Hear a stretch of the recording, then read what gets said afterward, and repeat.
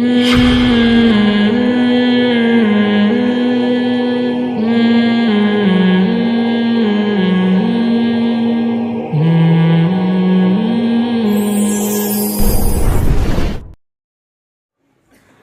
میں کیا بات کر رہا تھا یہ اس سے پہلے؟ ہاں میں کہہ رہا تھا کچھ چیزیں کامن سینس کی ہوتی ہیں، اس میں سائنسدانوں کی ہمیں ضرورت نہیں. یہ کائنات خود سے بن نہیں سکتی، اس میں اتنی بہترین مینجمنٹ ہو نہیں سکتی. تو الحمد سے لے کے والناس تک اللہ نے قرآن میں شہد کی مکھی کی مثال دی، کہا ان جانوروں کو سوکھا چارہ کھلاتے ہو اور چکنا گاڑھا دودھ ہم تمہارے لیے اس میں سے پیدا کرتے ہیں. ایسی مشین خود بن گئی. سوکھے چارے کو آپ لے کے جاؤ جاپان کے سائنسدانوں کو، بولو یار اس میں سے تیل کا ایک قطرہ نکال کے دکھاؤ، کہیں گے یار اب تک ہم نے ایسی کوئی مشین ایجاد نہیں کی ہے. آپ بادام لاؤ گے تو ہم تیل نکال دیں گے. جڑیا بازار میں لے کے جاؤ گے دیر سے نکلے گا، جاپان کے سائنسدان کے پاس لے کے جاؤ گے ایک دم بہترین فوراً نکال دے گا، اور زیادہ مقدار میں یہی اس سے زیادہ نہیں ہوگا، لیکن بادام سے تیل نکالے گا وہ. لیکن اللہ کہتا ہے میں نے ایسی مشین بنائی گائے بھینس اور چوپایوں کی صورت میں، نسقیکم مما فی بطونہ من بین فرث ودم لبنا خالصا سائغا للشاربین، کہ سوکھا چارہ کھلاتے ہو. چند گھنٹوں میں 3 چیزیں بناتا ہوں سوکھے چارے سے. ایک گوبر بناؤں گا جو زمین کی طاقت اور توانائی کا ذریعہ بنے گا.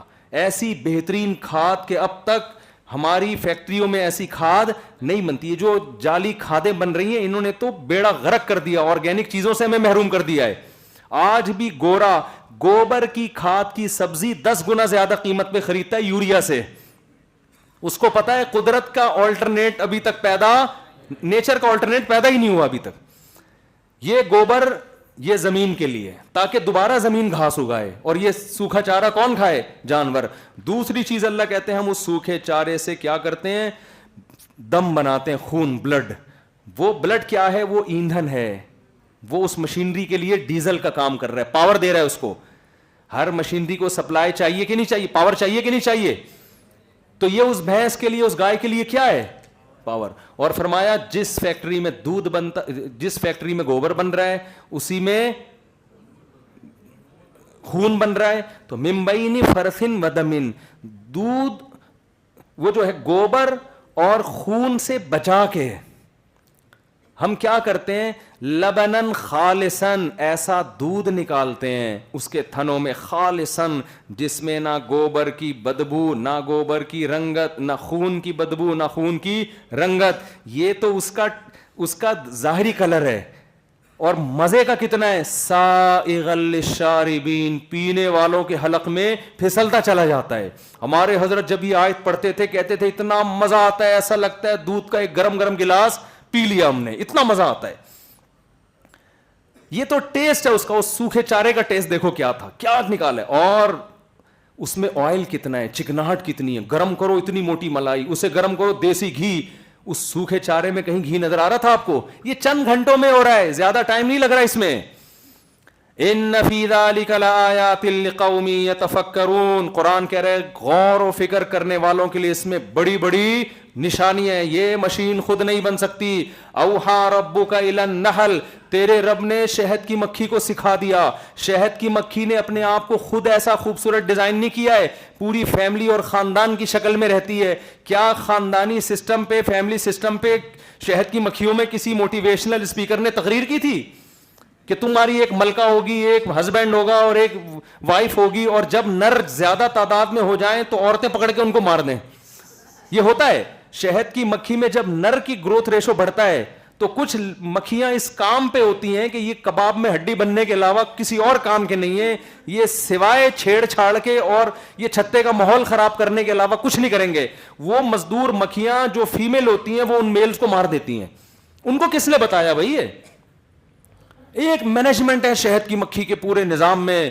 اور اللہ فرماتے ہیں ہم نے مکھی کی کھوپڑی میں یہ انسٹال کر دی ہے سافٹ ویئر، اس کو سمجھا دیا ہے ان اتخذی من الجبال بیوتا ومن الشجر ومما یعرشون، دور دراز علاقوں میں نکل جا، بائی ایئر سفر کر، تیرا رب واپسی کے راستے تجھے بھولنے نہیں دے گا. فاسلکی سبل ربک ذللا، میں تجھے کرو ٹریگنومیٹری کا علم پہلے سے سکھا دوں گا. وہ ٹریگنومیٹری کے علم اللہ نے اس کی کھوپڑی میں انسٹال کیا. مکھی بائی روڈ سفر نہیں کرتی ہے. بائی روڈ سفر کرنا آسان ہے, بائی ایئر سفر کرنا کیلکولیشن کے بغیر ممکن نہیں ہے. آپ نے کبھی دیکھا ہوائی جہاز کراچی سے اسلام آباد جا رہا ہو, پائلٹ کے, میں تو 2-3 دفعہ پائلٹ کے پاس بیٹھ کر آیا ہوں نا, تو پائلٹ نے 4 شادیوں کا بیان سنا تو بڑا متاثر ہو گلے لگا لیا نا اس نے مجھے. تو اب پائلٹ جا رہا ہے جی, اب کراچی سے لاہور جانا ہے تو اب دیکھتا ہوا جا رہا ہے. بائی روڈ میں تو یہی ہوتا ہے, پہلے بھائی یہاں سے آپ ڈیفینس سے نکلو, 3 تلوار سے سیدھے ہاتھ پہ ٹن مارو, ایک مال آئے گا وہاں سے ٹن مارو, آسان ہے, آدمی کو یاد رہ جاتا ہے. تو بائی ایئر ایسے سفر نہیں ہوتا کہ جی وہ پائلٹ دیکھتا ہوا جا رہے ہیں, میں لاہور کہاں رہ گیا یار, وہ مینار پاکستان آ رہا ہے, مینار پاکستان سے 1 کلومیٹر آگے جا کے میں نے الٹے ہاتھ پہ ٹن مارنا. ایسا نہیں ہوتا, بہت پیچیدہ کیلکولیشن ہے. جو بڑے بڑے کرو ٹریگنومیٹری کے جو ماہرین ہیں, کرو ٹریگنومیٹری کا موجد مسلمان سائنسدان تھا البیرونی, گورے 100% اسی کو کاپی کر رہے ہیں, اس میں ذرہ برابر بھی کوئی تبدیلی اب تک نہیں ہوئی ہے. وہی پوری کیلکولیشن ہے جو البیرونی سائنسدان کی تھی, تو وہ عربی میں تھی, اس کو انگلش میں کنورٹ کیا گیا ہے, لیکن بڑی پیچیدہ ہے وہ, تو 100% اسی کو فالو کیا جا رہا ہے. لیکن مکھی بائی ایئر سفر کرتی ہے, کسی ٹریگنومیٹری کے ماہر کے پاس نہیں جاتی کہ بھائی مجھے بتاؤ, میں ایکچولی اتنی دور نکل آئی ہوں, مجھے پتہ ہی نہیں میرا چھتا ہے کہاں. وہ تھوڑی آئے گی کہ 3 تلوار تھا پھر وہاں سے ادھر ٹن مارا, وہ ہوا میں جا رہی ہے. آپ پڑھیں سائنسدان کیا کہتے ہیں, وہ سورج کی روشنی سائے کو پورا کیلکولیٹ کرتی ہے. جب میں اڑی تھی تو سایہ ایسے تھا, اس زاویے پر تھا, جب میں یہاں آئی ہوں تو سایہ ایسے ہو گیا, اس کا مطلب میں نے اتنی ڈگری پہ اتنے کلومیٹر سفر کیا ہے. ایسی کیلکولیشن اس چھوٹے سے دماغ میں ڈال دی ہے, جس کو قرآن نے اپنے الفاظ میں کہا فَاسْلُكِي سُبُلَ رَبِّكِ ذُلُولًا, تیرے لیے تیرے رب نے واپسی کے راستے مسخر کر دیے ہیں, وہ تجھے بھولنے نہیں دے گا. تو یہ میرے بھائی یہ خود بخود بولو نا نہیں ہو سکتا, تو یہ بہت آسان ہے. تو اب اگلا سوال جلدی سے, اگلا سوال یہ ہے, بنایا تو ہے بھائی کسی نے, یہ پاگلوں والی باتیں چھوڑ دو کہ ایوولوشن, یہ تو بیکار قسم کی باتیں, خود بخود ہوا ہے. وہ یہ لوگ یہ بھی کہتے ہیں دیکھو آپ جس ماحول میں جاتے ہیں اسی ماحول کے لحاظ سے ایڈجسٹ ہو جاتے ہیں, اس کا مطلب ایوالو ہو رہی ہے آپ کی باڈی. ابے ایوالو تو ہو رہی ہے, اتنا تو ہم بھی مانتے ہیں, اتنی کہ ناک کان آنکھ دل دماغ جگر اگائے اس کے اندر ہے بھائی, اتنی کہاں سے پھر پیدا ہو رہے ہیں. تو مرد پیدا ہو رہے ہیں, عورت پیدا ہو رہی ہے, وہ الگ جنس ہے, یہ الگ جنس. تو فطرت نے اپنے آپ کو اتنا منظم کر دیا کہ پانی سے کبھی مرد پیدا ہو رہا ہے کبھی عورت, اور دونوں کے ملاپ سے پھر نسل چل رہی ہے. یہ نہیں ہو سکتا بھائی. تو خیر کسی نے بنایا ہے, اس سوال میں آپ سائنسدانوں کو اپنا باپ نہیں بنا سکتے, یہ ان کے پاس اس کا جواب نہیں ہے. دوسری بات, بنانے والے نے کیوں بنایا, اس کا جواب بنانے والے کے علاوہ کوئی بھی نہیں دے گا. ہمارے سابق وزیر اعظم نے کہا تھا مجھے کیوں نکالا, تو یہ ہم سے نہیں پوچھا تھا, یہ کس سے پوچھا تھا, جنہوں نے نکالا ہے. اب ہم نے اس کا جواب اس لیے نہیں دیا بھائی جنہوں نے نکالا ہے ان سے پوچھو, یہی ہے نا, لاجک کی بات ہے بھائی. جو کام کرتا ہے اس سے پوچھا جائے گا. آپ بچوں کو صبح شام ڈانٹتے ہو, بیٹا یہ گلاس یہاں کیوں رکھا ہے, تو بچے کہتے ہیں ابو میں نے نہیں رکھا, یہ آپ ہی نے رکھا ہے, یہ باجی نے رکھا ہے. یہ کہہ رہے ہوتے ہیں نا بچے, بھائی یہ برتن کس نے توڑا, یہ کیوں توڑا, تو بچہ فوراً کیا کہتا ہے, میں نے نہیں توڑا. تو جو کام کرتا ہے, جب ہی وہ موٹے آدمی کو لوگ کندھا نہیں دے رہے تھے نا کہ ہم نے تھوڑی مارا ہے, صحیح ہے نا, اسی وجہ سے تو کہہ رہے تھے کہ بھائی ہم نے مارا ہی نہیں, ہم ذمہ دار تھوڑی ہیں. تو یہ جو سائنسدان ہے نا, ان کو ہم باپ نہیں بنا سکتے. اس سوال کے جواب میں کہ ہمیں کیوں بنایا گیا, اس میں جو موٹیویشنل اسپیکرز ہیں آپ ان کو بالکل بھی اس سوال کے جواب میں لفٹ نہ کرائیں. ان کے باپ کے پاس بھی اس کا جواب نہیں ہے. وہ آپ کو یہ بتا سکتے ہیں آپ کا بزنس میں آپ کیسے کامیاب ہو سکتے ہو, آپ اچھے سائنٹسٹ کیسے بن سکتے ہو, آپ معاشرے میں کارآمد فرد کیسے بن سکتے ہو, آپ کی صحت کیسے اچھی ہو سکتی ہے. ان کے پاس انتہائی اہم ترین سوال کہ ہمیں بھیجا کیوں گیا ہے, ہمیں پیدا کیوں کیا ہے, اس سوال کا جواب موٹیویشنل اسپیکر کے پاس نہیں ہے. اور میں سمجھتا ہوں میرے اور آپ کے لیے سب سے اہم ترین سوال یہ کہ ہمیں کیوں پیدا کیا گیا. ایک مثال سے بات سمجھاتا ہوں میں. دیکھو آپ کو کمپنی نے بھیجا کسی پروجیکٹ کے لیے, ٹھیک ہے نا, کمپنیاں بھیجتی ہیں نا کہ یار ٹھیکیداروں کو بھیج دیا کہ یار انجینئر کو بھیج دیا, وہاں ہم نے ایک بلڈنگ بنانی ہے. آپ گئے وہاں پہ، اس میں آپ کی کچھ ضرورتیں بھی ہیں، کمپنی کھانے کا بھی انتظام کرے گی، رہائش کا بھی انتظام کرے گی، بیمار ہو گئے تو ڈاکٹروں پورا پینل جاتا ہے نا ساتھ میں. اب آپ جب وہاں پہنچے، سمجھ لیں کہ ساؤتھ افریقہ کے جنگلوں میں بھیج دیا آپ کو کمپنی نے کہ یار ہم نے کوئی نیا پروجیکٹ وہاں شروع کر رہے ہیں، بس افریقہ کے جنگلوں میں ہم کوئی کاکڑ دنہ کر رہے ہیں. ہم نا وہاں پہ کاکڑ دنہ سمجھتے ہیں؟ کاکڑ دنہ یہ ہوتا ہے قوالی جب شروع ہوتی ہے نا تو شروع میں آرام آرام سے چلتی ہے، وہ شروع میں آرام آرام سے، پھر ایک دم جوش آ کے کاکڑ دنہ اس طرح کی آواز آتی ہے. تو یہ جب ایک دم سے کچھ ہوتا ہے نا مزہ ہی آ جائے طبیعت میں، اس کو کہتے ہیں کاکڑ دنہ.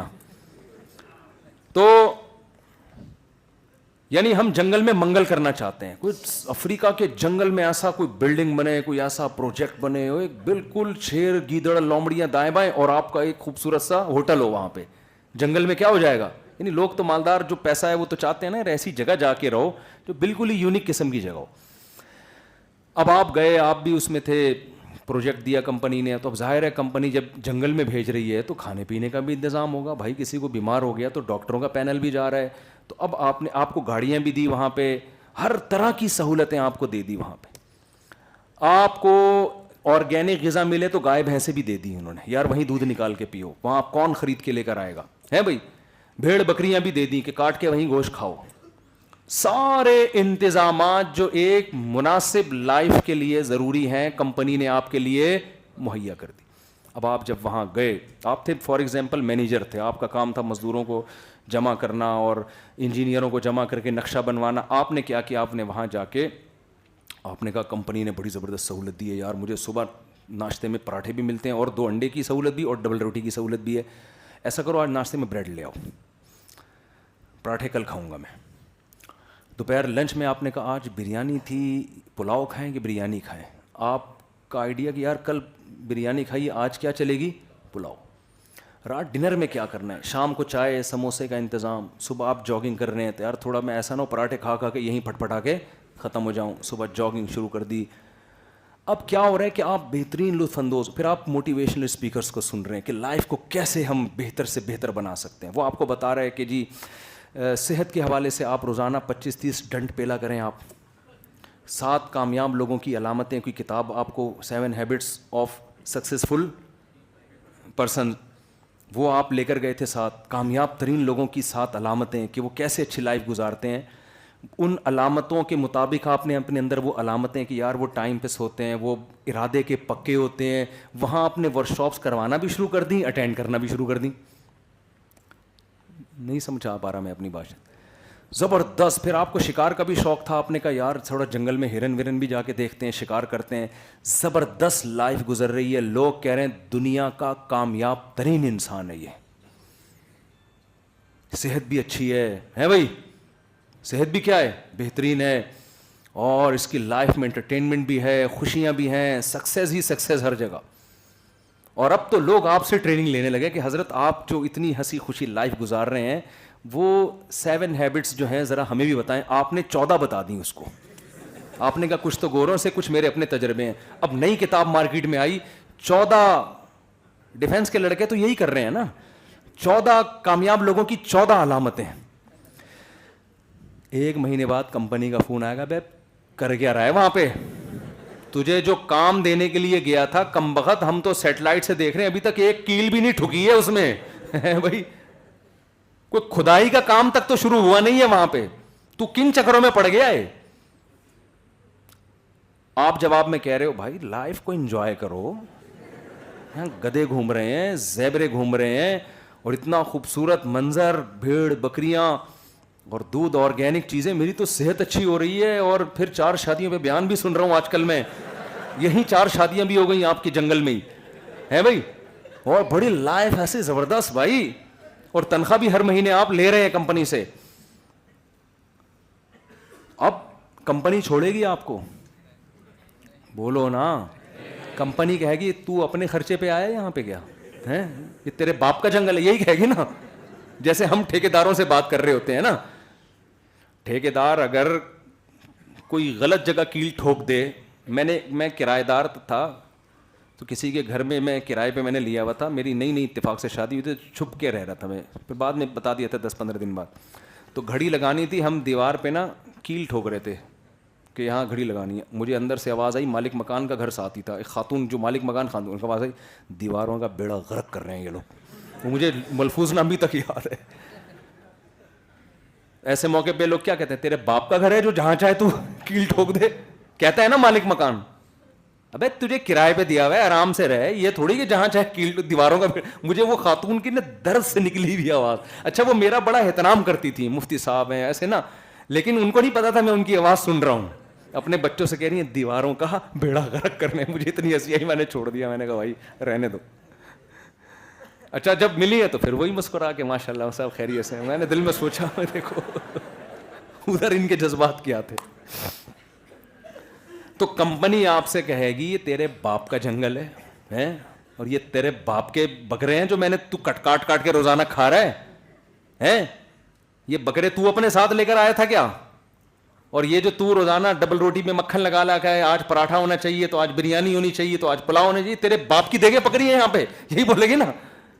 تیرا تو ایک دھیلا سالے خرچ نہیں ہوا. ایسی جو گالیاں اس کو آتی ہوں گی جو معین اختر کے ماموں نے بھی وہ گالیاں دی ہوں گی. وہ انور مقصود کا معین اختر کے ساتھ پروگرام ہے نا کہ ماموں گالیاں دیتے ہیں. آپ لوگ تو نئے نا, ہمارے پرانے لوگ تو بہت سنتے رہتے ہیں. معین اختر کا پروگرام ہے, یوٹیوب پہ سرچ کر لیں انور مقصود کے ساتھ.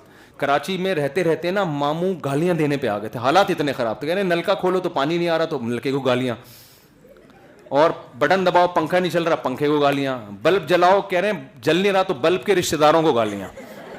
صحیح ہے. تو آپ کتنی گالیاں کمپنی کتنی گالیاں نکالے گی نا, جو بھی اونر ہوگا کہ یار تو تیرے باپ کا ہی ہے جو یہاں. تو میرے بھائی ہمارے ساتھ بھی کچھ ایسا ہی ہوا ہے. جب کسی نے بنایا ہے ہمیں, ہم خود نہیں بنے ہیں. اور یہ سارے جانور, گائے جس کی میں نے مثال دی, سوکھا چارہ کھلا کے دودھ پیدا ہو رہا ہے, شہد کی مکھی شہد بنا رہی ہے, ایک ایک چیز کو اٹھا, کیا سسٹم ہے. خربوزے کا بیج زمین میں ڈالا, ایسے سافٹ ویئر انسٹال ہو گئے, کونپلیں نکلی, پودا نکلا, بیل نکلی, پھر اس میں پھول پیدا ہوئے, پھولوں نے تتلیوں کیڑوں مکوڑوں کو اٹریکٹ کیا اپنی طرف, ایک پورا سسٹم ہے.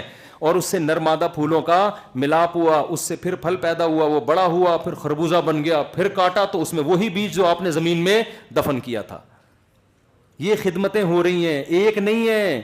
قرآن کہتا ہے اخرجنا به ازواجا من نبات شتى, لاکھوں قسم کے نباتات, پھل پھول بیل سبزیاں اناج غلہ, اتنی چیزیں, ان میں سے ما کان لکم ان تنبتوا شجرها. قرآن کہتا ہے ایک چیز بھی تم نے نہیں ایجاد کی ہے اس میں سے, یہ سب ہم نے کیا تمہارے لیے.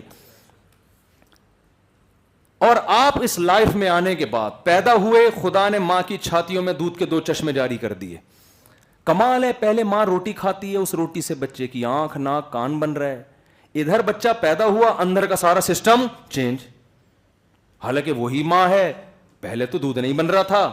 کیا حسین اتفاق ہے یار, ادھر بچہ آیا, اب وہی روٹی کھائے, چاول کھائے, گوشت کھائے, ہر چیز دودھ میں تبدیل ہو رہی ہے, اور دودھ چھاتیوں میں پہنچ رہا ہے. اور بچہ پیدا ہوتے ہی کچھ بھی نہیں جانتا, دودھ پینے کا طریقہ بھی جانتا ہے, کہاں سے ملے گا یہ بھی جانتا ہے. تو میرے بھائی آپ جب دنیا میں آئے نہیں, بھیجا گیا ہے. ہم نے کیا کیا, ہم نے جب گوروں کو پڑھنا شروع کیا, ان کے ہاں نائٹ کلب ملے ہمیں, ان کے ہاں ہمیں عیاشی ملی, شراب ملی, اور ترقی اور سائنس اور یہ ساری جو لائف کو ظاہر ہے انٹرٹین کرنے کی چیزیں, تو ہم ان چیزوں میں الجھ گئے.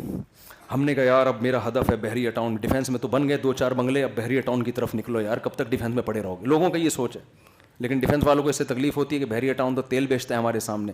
تو اس لیے میں بیان واپس لے رہا ہوں. ایسا نہ ہو کہ سیاسی سطح پہ ڈیفینس کی قیمتیں گر جائیں یار. کوئی آج کل میرے بیان کرنے سے پہلے وہ ہر آدمی اپنے مطلب میں استعمال کر رہا ہوتا ہے, ہر آدمی نا, تو وہ ایک دم قیمتیں نہ نیچے آ جائیں کہ ابے وہ بحریہ ٹاؤن والوں پر ڈیفینس والے مر رہے ہیں, تو وہ ڈیفینس والے مجھ پہ غصہ ہو جائیں گے, تم نے ہماری پلاٹوں کی قیمتیں 2% کی کر دی یار.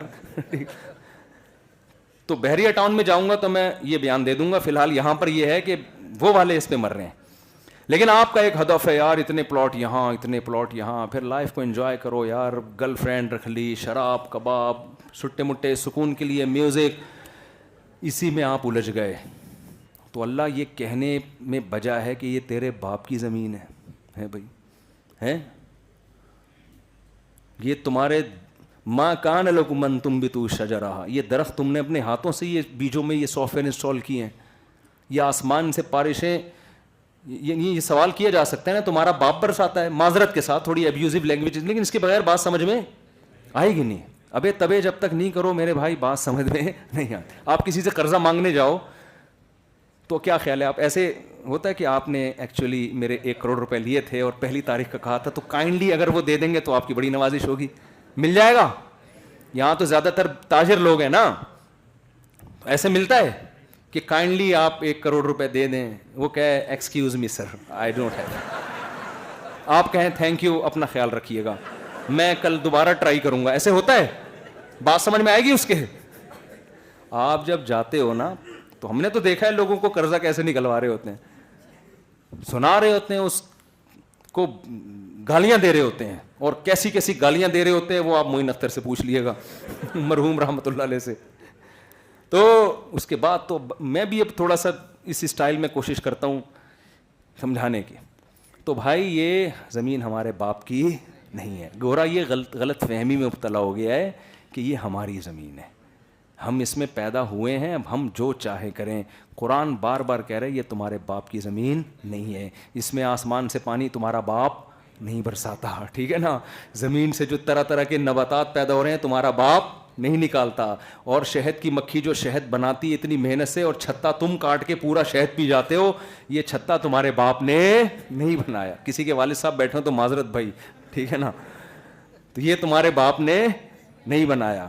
تو یہ ایک ایک چیز, جعل لکم من انفسکم ازواجا, قرآن کہتا ہے تمہارے لیے جوڑے پیدا کیے اس نے, عورت کو پیدا کیا, عورت کی اٹریکشن مرد کی طرف, مرد کی عورت کی طرف, یہ جوڑے اللہ نے پیدا کیے ہیں تاکہ ہماری زندگی ایک حسین زندگی ہو, محبت والی زندگی ہو, انٹرٹینمنٹ ہو اس زندگی میں کچھ. تو یہ ساری چیزیں گاڈ گفٹیڈ ہیں, یہ خود بخود نہیں ہے. تو قرآن کہتا ہے تمہیں بھی ایک پروجیکٹ دے کے ہم نے بھیجا ہے, اس پروجیکٹ پہ کام کرو گے تو یہ چیزیں تمہارے لیے حلال ہیں, اس پروجیکٹ پہ کام نہیں کرو گے تو میں تم سے یہ نعمتیں روکوں گا نہیں, لیکن آخرت میں اس کا حساب تمہیں دینا پڑے گا. بہت سخت سزا رکھی ہے اللہ نے, وہ جہنم کی آگ ہے, وہ سزا بہت سخت سزا ہے.